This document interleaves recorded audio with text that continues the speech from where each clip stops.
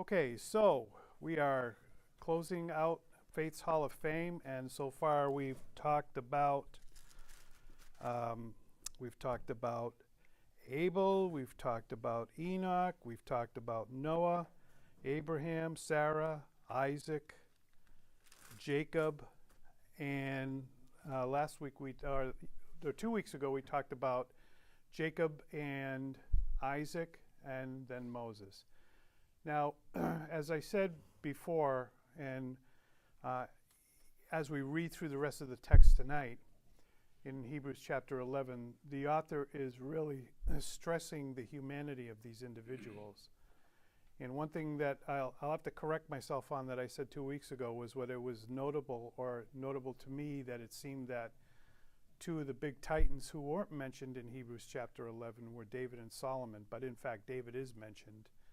As we'll cover that tonight.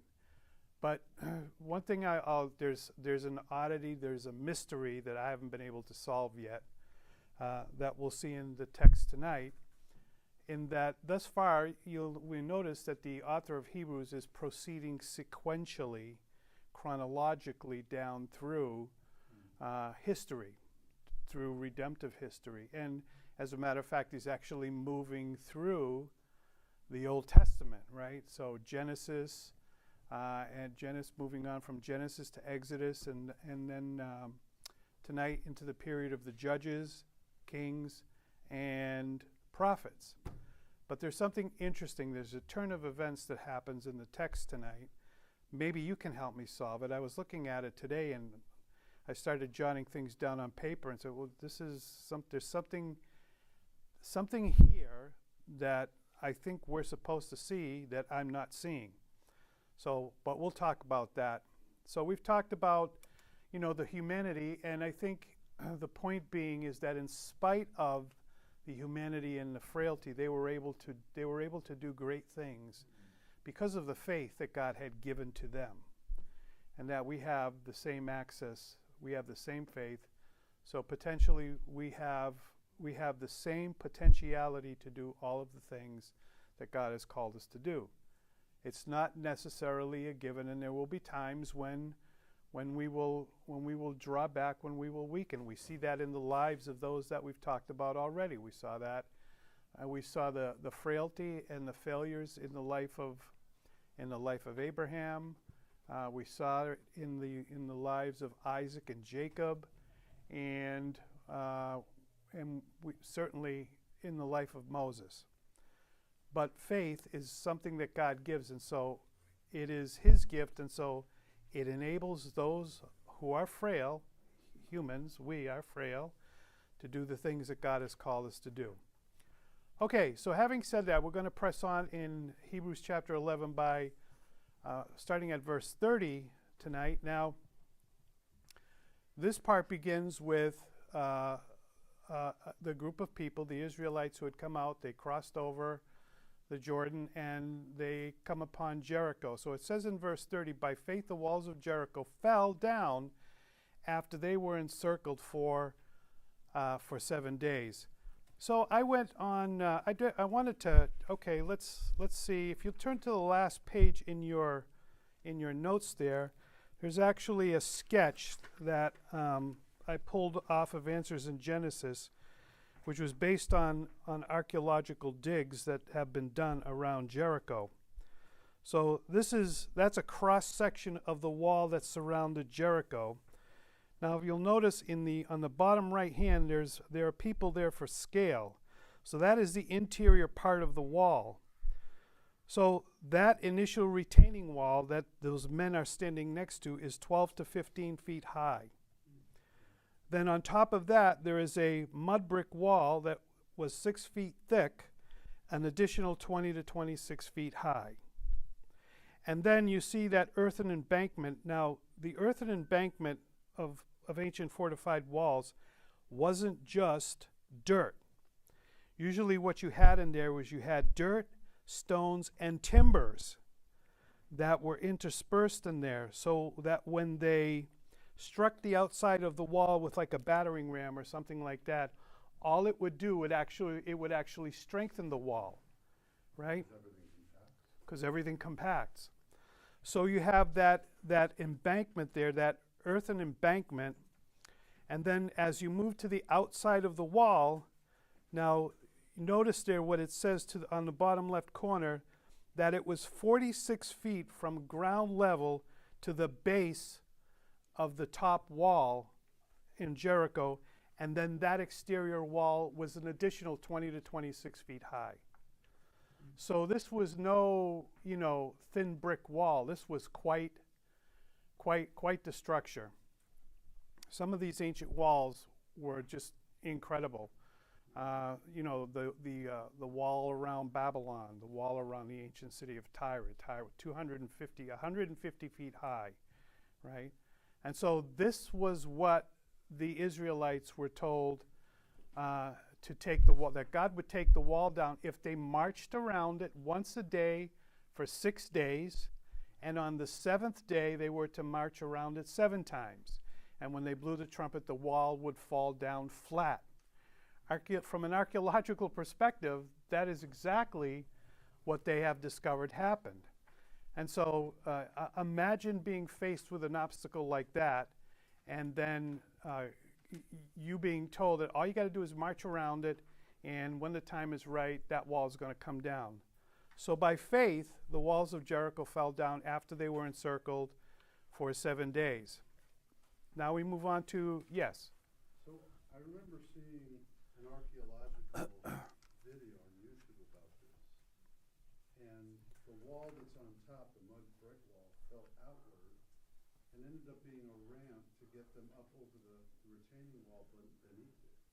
Maybe so. I don't. And then they went straight up into the Yeah, the article that I read years ago, I used to subscribe to Biblical Archaeology Review, is because I think the biblical account says the walls fell down flat. And that's exactly what the archaeologists at Biblical Archaeology Review indicated, that the walls fell down flat. Okay, so there was a complete and immediate collapse of the walls. Yeah. Well, they showed a complete collapse of the walls outward.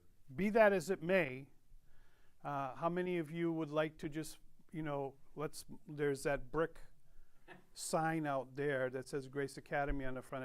You march around that once a day for 6 days, march around it 7 times on the 7th day, and it's going to fall down flat, right? So it was quite an act of faith, right? Okay, so now we move on to verse 31. By faith, the harlot Rahab did not perish with those who did not believe when she had received the spies with peace. So let's turn for a moment in our Bibles to Joshua chapter 2 and take a quick look at this. Joshua chapter 2.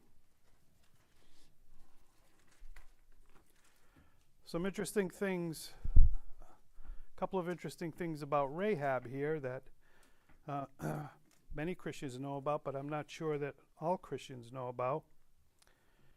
In Joshua chapter 2, verse 1, we read, Now Joshua the son of Nun sent out 2 men from the Achaia grove to spy secretly, saying, Go view the land, especially Jericho. So they went and came to the house of a harlot named Rahab and lodged there. So Rahab was, a couple things about Rahab. Number 1, she was a prostitute. Number 2, she was a Gentile prostitute, okay? So the king of Jericho sent to Rahab, saying, Bring out the men who have come to you, who have entered your house, for they have come to search out all the country. Then the woman took the men and hid them. So she said, Yes, the men came to me, but I did not know where they were from. And it happened, as the gate was being shut, when it was dark, that the men went out. Where the men went, I do not know. Pursue them quickly, for you may overtake them. So she was obviously there was some sort of informant that somehow let the king know that these men were in the company of Rahab. And so she's faced with potentially a life-ending decision here. So she chose to lie to the king or the king's emissaries and say, no, the men had left, when in fact she was hiding them on the roof of her house. Verse 6, But she had brought them up to the roof and hidden them with the stalk of flax, which she had laid in order on the roof. Then the men pursued them by the road to the Jordan, to the fords, and as soon as those who pursued them had gone out, they shut the gate. Now before they lay down, she came up to them on the roof and said to them, I know that the Lord has given you the land, that the terror of you has fallen on us, and that all the inhabitants of the land are faint-hearted because of you. For we have heard how the Lord dried up the water of the Red Sea for you when you came out of Egypt, and what you did to the two kings of the Amorites, who were on the other side of the Jordan, Sihon and Og, whom you utterly destroyed. And as soon as we heard these things, our hearts melted, neither did there remain any more courage in anyone because of you. For the Lord your God, he is God in heaven above and on earth beneath. Okay, so here now we have a prostitute who's a Gentile who has been given faith, this faith that we've been talking about in Hebrews chapter 11. So she was a believer. She had been given that faith. Now it's interesting, if you read some of the early church fathers, I think it's Clement, who is actually a first-generation disciple of, I think it was either the Apostle Paul or the Apostle John, says in his writing that this woman had the gift of prophecy, which I found to be interesting, because what that tells you is the early church did not define the gift of prophecy as being able to foretell the future, but of being able to see how everything is lining up and how things are going to end up going. So when she heard of everything that had been going on, she did the math in her head and said, yeah, this is it. You know, they are going to be victorious, because obviously God, she's hearing the stories, and she's looking how the people around her are responding, and she says, yep, this is going to go down this way. So she takes the chance and places her faith in the fact that God has given Jericho over to the Israelites, to the Jewish people, and she's going to do what she can to harbor and protect these men and her family. So she's there. A prostitute and a Gentile is in there. But it gets even more interesting. Now turn in your Bibles to Matthew chapter 1.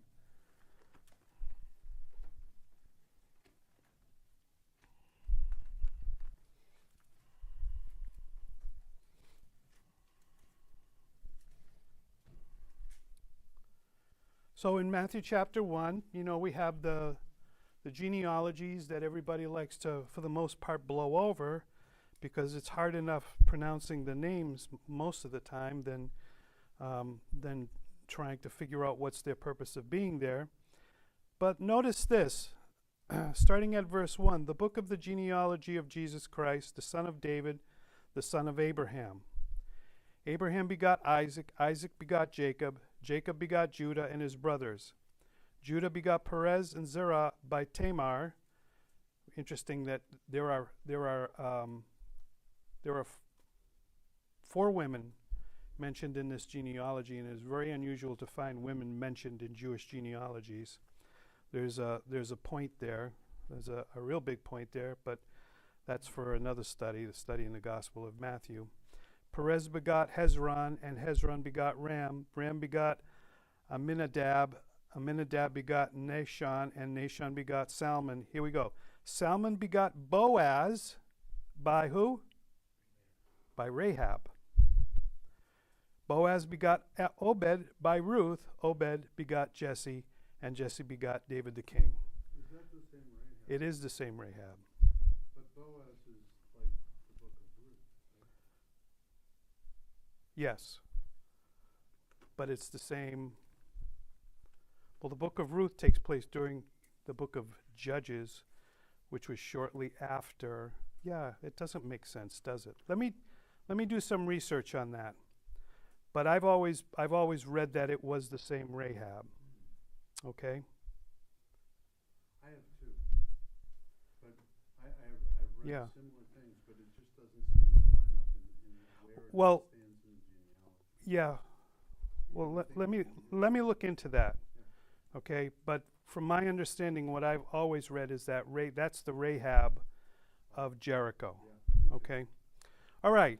Anyway, so there is Rahab. So Rahab plays a prominent role. We think we'll have to confirm it. I'll have to confirm it by looking at that closer. But back to Hebrews chapter 11. So the walls of Jericho. Verse 31, by faith the harlot Rahab did not perish with those who did not believe when she had received the spies with peace. What more shall I say, for the time would fail to tell me of Gideon.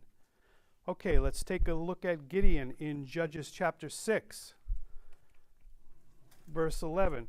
Now, as we go through this, bear in mind that what the author of Hebrews here is stressing the humanity and the frailty involved in humanity. Judges chapter 6. No, hold on. Let me look.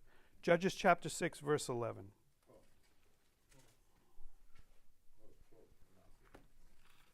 Okay. In Judges chapter 6, verse 11. Now the angel of the Lord came and sat under the terebinth tree, which was in Ophrah, which belonged to Joash the Abiezrite, while his son Gideon threshed wheat in the winepress in order to hide it from the Midianites. And the angel of the Lord appeared to him and said to him, The Lord is with you, you mighty man of valor. Gideon said to him, O my Lord, now notice the way he's responding to God here. If the Lord is with us, why then has all this happened to us? And where are all his miracles which our fathers told us about, saying, Did not the Lord bring us up from Egypt? But now the Lord has forsaken us and delivered us into the hand of the Midianites. Okay, so there he has kind of a, it seems to me that he's kind of, where is this God? Where are his promises? He seems to be a bit cynical here in his response. Okay, now, so we know this. So someone tell me the story of Gideon. Right? Summary. Right? So beyond this, where is this God? We've heard of his promises and miracles, but where is he? If he's around, then why are we being oppressed by the Midianites? Now remember, it says there that they had to hide the wheat from the Midianites because the Midianites would raid the land and take all of their stuff, right? Okay, so God appears to Gideon, and Gideon responds with a somewhat cynical way. And then what does he ask God to do? After that, okay. Yeah, the fleece, right? Right. 2 signs with 1 fleece. Okay, which one came first? Because he tested God twice, not just once. Dew on the ground first. Yeah, dew on the ground, the fleece would be dry. Fleece would be dry, and when that happened, he said, yeah, okay, but let's try this, right? And then the next time it's Opposite. All the ground is dry and the fleece is wet. and remember, he took it up and was able to wring a bunch of water out of it, right? Okay, so he does that. He puts God to the test, and God doesn't acquiesce, but he condescends to prove that. So then Gideon goes out, and he was to ultimately choose how many men? 300. And how was he to select the men that God told him? God gave him a selection process, right? So the first group, he said, if you're afraid and want to go home, go home. Yep. And then God said, there's still too many. Yep. And he says, all right, take them down to the river and let them drink, and I'll tell you which ones to pick. Yeah, and which ones did he tell Gideon to pick? I thought the ones who squatted and Yes. the water up with their hands. Yes, those are the ones. So the story goes, that happens, and they surround the Midianite army, the torches in the pitchers and all of that. And so they're successful. They defeat the Midianites, and so Gideon's doing great. Now, move ahead to Judges chapter 8.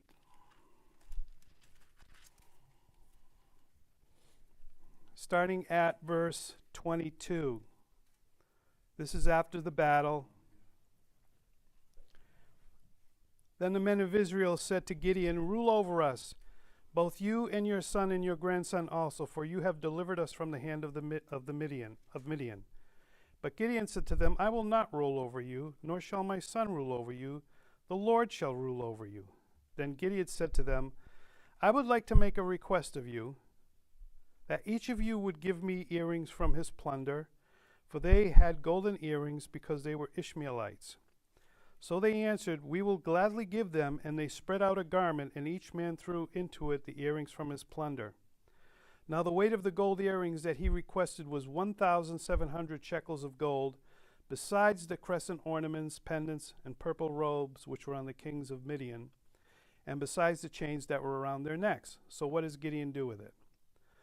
Then Gideon made it into an ephod and set it up in his city.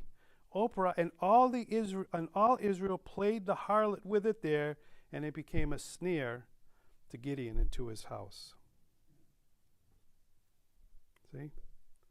But yet he's in Hebrews chapter 11, Faith's Hall of Fame. In spite of his failings, in spite of his frailties, it was the faith that God had given him that empowered him to do the things that God had called him to do. Okay, so now let's go back to Hebrews chapter 11 and continue. All right, so we've talked about the walls of Jericho. We've talked about Rahab. That's still an open question. I'll get an answer, definitive answer for you for next time. We've talked about Gideon. Now, what about Barak? So Barak, we find something about him in Judges chapter 4.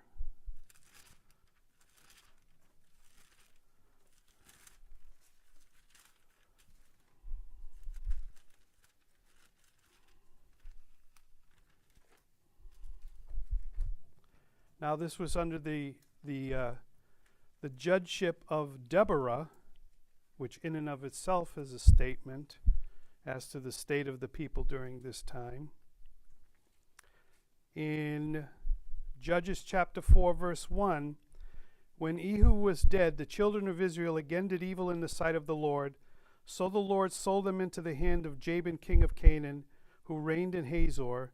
The commander of his army was Sisera, who dwelt in Hashereth Hagoyim. And the children of Israel cried out to the Lord, for Jabin had 900 chariots of iron, and for 20 years he had harshly oppressed the children of Israel. Now Deborah, a prophetess, the wife of Lepidoth, was judging Israel at that time. And she would sit down under the palm tree of Deborah between Ramah and Bethel in the mountains of Ephraim, and the children of Israel came up to her for judgment. Then she sent and called for Barak, the son of Abinoam, from Kadesh in Naphtali, and said to him, Has not the Lord God of Israel commanded, Go and deploy troops at Mount Tabor, take with you 10,000 men of the sons of Naphtali and the sons of Zebulun? So by making this statement, Deborah is implying that Barak had already received the command to get an army and to go against these people. Verse 7, And against you I will deploy Sisera, the commander of Jabin's army, with his chariots and his multitude at the river Kishon, and I will deliver him into your hand. But look at Barak's response. And Barak said to her, If you will go with me, then I will go. But if you will not go with me, I will not go. Right? Right? No, you got it right. You got it right. So there's a reason why at this time Deborah is judging the land. She's the judge.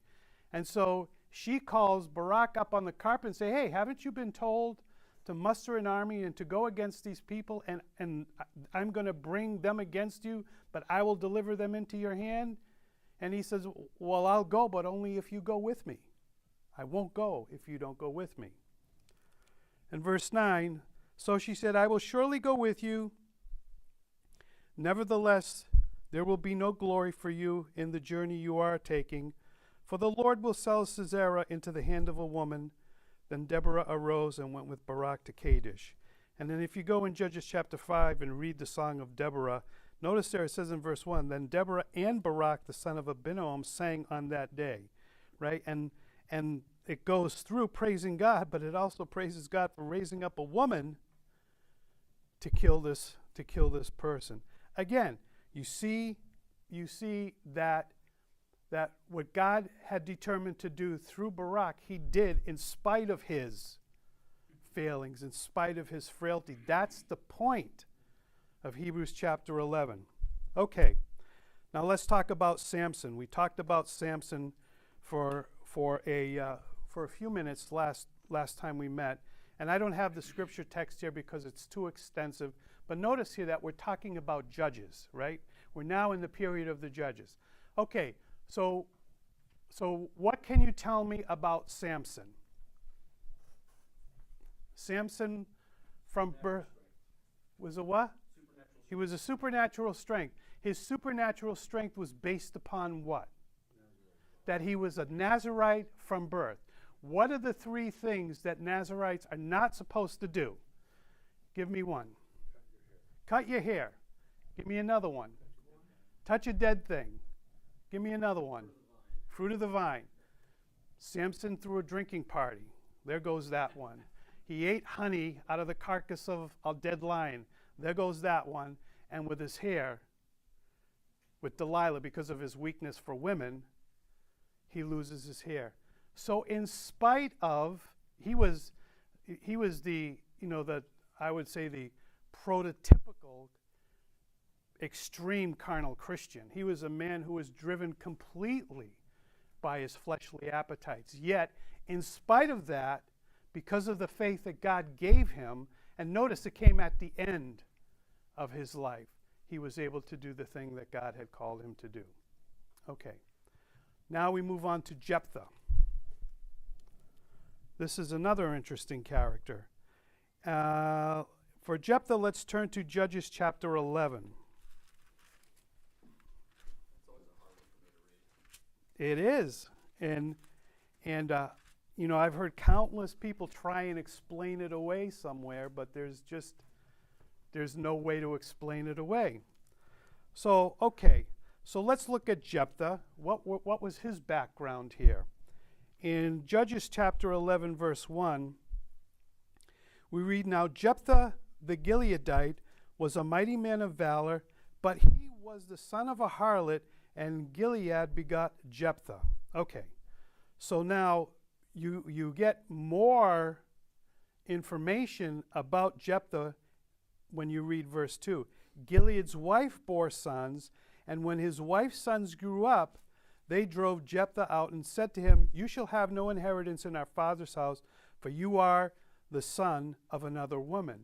So Jephthah was the illegitimate son of Gilead, the son of a prostitute, right? Born out of wedlock, and, he's driven out from the land.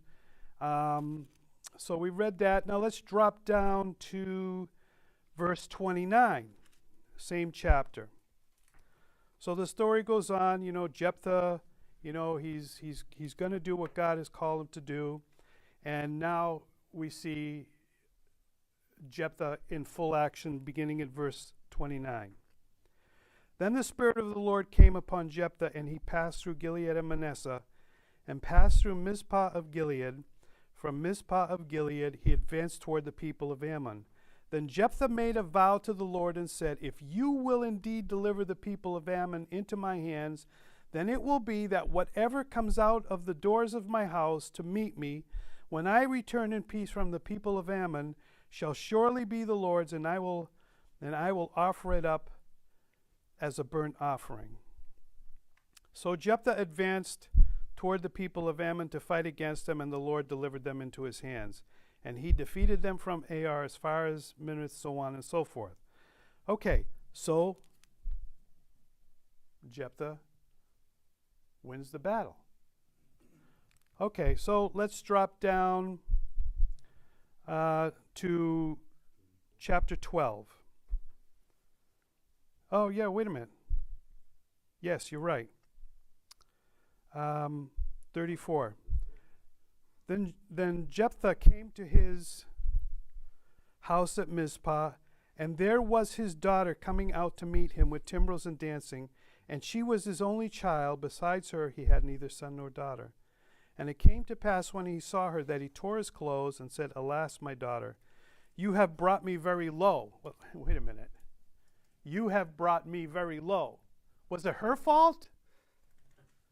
Well, I got a question. Yeah. What was best case scenario if he said whatever comes out of my house? It was either his daughter, his wife, or a servant. Well, no. That's right. Or It coming was home to his property. no. It was typical for animals to dwell in. In the house. Yes, to dwell in the house. You know, goats and sheep. Typically, they would dwell.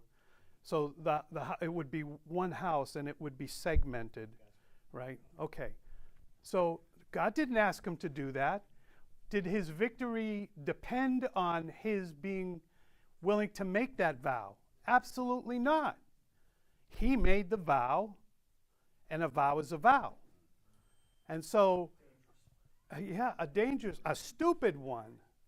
And then, when his only child is the one who walks out the door, he blames her. Oh, you have brought my life very low. No, Dad, you're the dummy. You shouldn't have done this. Right? And so, verse 36, again, Alas, my daughter, you have brought me very low. You are among those who trouble me.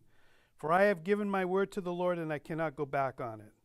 So she said to him, My father, if you have given your word to the Lord, do to me according to what has gone out of your mouth, because the Lord has avenged you on your enemies, the people Ammon.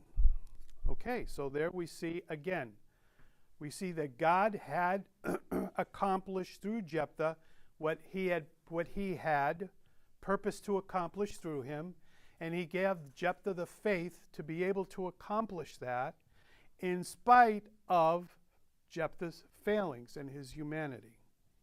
Okay, so we've got Jephthah, we've got that. Now, back to Hebrews chapter 11. Now, here's where, we're going to talk about the mystery a bit. Okay, verse 32, I'll read that again. And what more shall I say, for the time would fail me to tell of Gideon and Barak and Samson and Jephthah, also of David and Samuel and the prophets. Okay, now do you notice anything different there? Do you notice anything out of the pattern that we have followed so far in Hebrews chapter 11? David appears before Samuel. There's a break in chronological sequence, right? So Gideon actually, in the historical narrative, comes after Barak. Correct. Barak comes first. Also, Samson, in the historical narrative, comes after Jephthah, right? And David comes after Samuel. Now, Samuel was the last of the judges. So I'm like, there's got to be a reason for that. What do you think? This just came to me as I was looking at the passage today, this afternoon, and preparing for tonight. I said, wait a minute, there's a break in chronological sequence there. God doesn't do things randomly. So up until now, in Hebrews chapter 11, he's followed it. There's been a laying down in chronological sequence, but now when we get here, there's a break in chronological sequence. It's reversed. So step 1, chronologically speaking, is Barak. Step 2 is Gideon. Jephthah is step 3. Samson is step 4. Samuel is step 5. David is step 6. But that's not the way it flows through historically. So there's a mystery there. Does that have to do with the ordering in the Hebrew Bible? I don't think so, because we're looking at it from a chronological perspective, right? Chronologically from a time perspective, right? So that's an interesting enigma there. I haven't figured it out yet. Anyone got any ideas? We'll venture to guess. Okay, maybe you can help me figure it out. Giving us the answer. Well, no, I don't have it. I didn't have enough time to think it through, but there's something there. There's definitely something there. Okay. Anyway, moving on. Verse 33, who worked faith, subdued kingdoms, worked righteousness, obtained the promises, stopped the mouths of lions. Obviously, that's a reference there to Daniel, right? Quenched the violence of fire, Daniel's three friends, Shadrach, Meshach, and Abednego, escaped the edge of the sword, out of weakness were made strong, became valiant in battle, turned to flight the armies of aliens. Women received their dead raised to life again. Others were tortured, not accepting deliverance, that they might obtain a better resurrection. Well, what's the point of all this? Well, we'll get to it here at the end. Still others had trials of mockings and scourgings, yes, of chains and imprisonment. They were stoned. They were sawn in two, right? Isaiah, right? Isaiah had to go on the run from Manasseh, because Manasseh had put a contract out on him, and so Isaiah went out on the run, and in fact, in rabbinical writings, in ancient rabbinical writings, the story goes that Isaiah went and hid in a hollow tree, and they discovered him, and while he was in the tree, they sawed the tree in half, and that's how Isaiah blasted off into eternity. They were stoned, they were sawn in two, were tempted, were slain with the sword. They wandered about in sheepskins and goatskins, being destitute, afflicted, and tormented, of whom the world was not worthy. They wandered in deserts and mountains and dens and caves of the earth. So why did they go through this? Why, you think of now going all the way back to Abel and marching forward from there chronologically. Why did they subject themselves to all of these things? All these have obtained a good testimony through faith, did not receive the promise. So the promises that were made to them were not something that they expected to receive in this life, right? We talked about Abraham several weeks ago. God had given him the land, and he went to the land, but he spent his entire life living the life of a nomad. He never planted roots anywhere because he knew, although that God had given him the land, it was given to him and his descendants, he would not personally receive the inheritance until the resurrection in the kingdom. God having provided something better for us, that they should not be made perfect apart from us. So that is the bottom line is there's that faith that God imparts to his people that enabled them to do the things that God has called them to do in spite of their human frailty, in spite of their human failings. We all have them. We all have the frailty. We all have the failings. But with this faith that God gives us now, if you read the notes there, I talk in the notes about the expansion of faith. But here's the thing. What Jesus said was that, remember when the disciples, tried to, I think it was try and cast a mute demon out of a child. They could not do it. And Jesus said to them, if you had faith as a mustard seed, you could say to this mountain, be removed and thrown into the sea, and it would happen. And so what I mean by our faith expands, it's not as if our faith starts out as a mustard seed and grows, like a mustard seed into a mustard tree. No, the expansion of our faith means we take that mustard seed, and the mustard seed is the smallest of all seeds, right? So that's how powerful faith is, right? So if we take that mustard seed of faith, we expand it when we take it and apply it to different areas of our life, right? We apply it to our finances. We apply it to our relationships. We apply it to all of the things that we have to face as we move through this life. See, we're on a journey, and we've been made specific promises. And the reality is, as you said on Sunday in your sermon, nowhere in the Bible does God promise you your best life now. That's a lie. That's false. That's a false prophet. The promises that God has given to us, he promises to give to us in the resurrection. And so we are not going to be made perfect until all who are going to be made perfect even in the future come. So it's like we all step into the inheritance at the same time. You see that? And so, okay, what's the takeaway here? We're just about out of time. Is, you know what? We all have failings. We all have human frailties. And so now let's pull this all back. Remember what the struggle was here with these messianic with these messianic Jews. They were struggling. They were weakening in their faith because they were struggling. They were being persecuted. Many of them had been shunned. Many of them had, you were subject to the death penalty, essentially, right? You lost all of your possessions. Your family would have nothing more to do with you. So they were facing that kind of external pressure. Plus, they were also under external pressure that they were hearing something that they were totally unaccustomed to. According to the Jewish view, as it is even to this day, the Messiah will be fully human. And actually, they were expecting two Messiahs, which is interesting, right? It's interesting that they do that because of the prophet of Isaiah, right?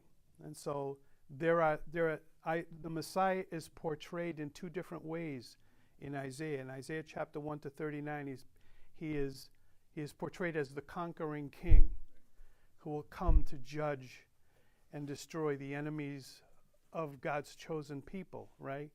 And then from verse 40 to 66, he's portrayed as the suffering Savior, right? And so the Jews seized upon that first, but they saw the second, so they conclude that there are two Messiahs that are coming, right?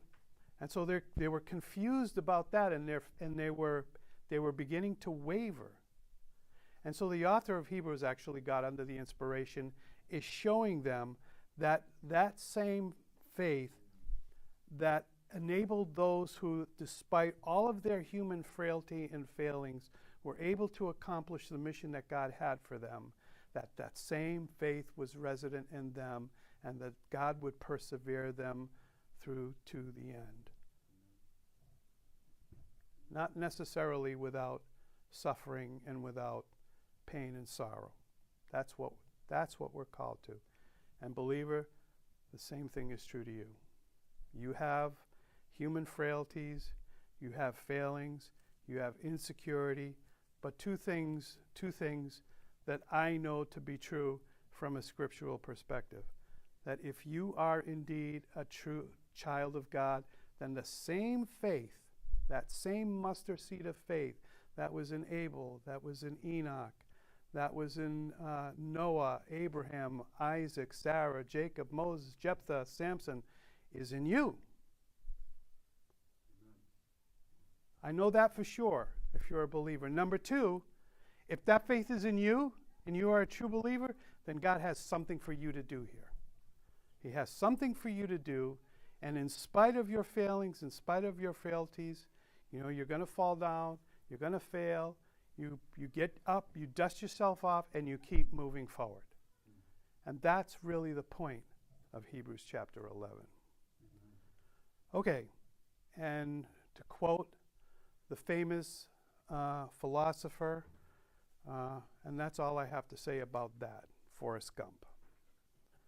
Any questions? Okay. He is my favorite philosopher. As a matter of fact, one of the movies that, I don't know if you've ever seen that movie, Castaway? Yeah. Tom, that's really a classic, So, anyway. All right. So, any questions? Yeah, the same faith as David, Sam, and Barak, all of them. That's what you prefer? Yeah. Okay. All right. So next week, Lord willing, chapter 12.